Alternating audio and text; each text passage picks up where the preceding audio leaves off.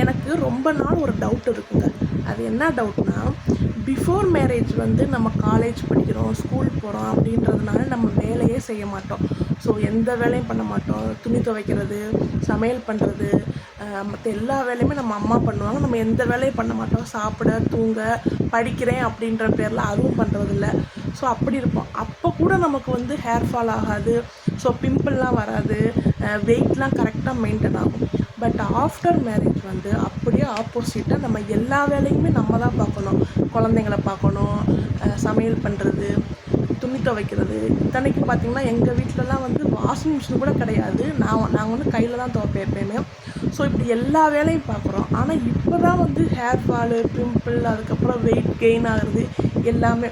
எனக்கு என்ன டவுட்னா, இப்போ ஒர்க் அவுட் பண்ணோம் அப்படின்னா வெயிட் லாஸ் ஆகும். ஸோ வந்து இதுவுமே ஒரு விதமான ஒர்க் அவுட் தான். நம்ம வந்து எல்லா வேலையுமே பார்க்குறோம். பட் அப்போ நம்ம பிஃபோர் மேரேஜில் ஒல்லியாக இருந்தோம். ஆஃப்டர் மேரேஜ் எல்லா வேலையும் பார்த்து நம்ம வெயிட்டாக இருக்கோம். அது மட்டும் ஏன், எதனால அந்த மாதிரி நடக்குதுன்னு எனக்கு இன்னுமே புரியலை.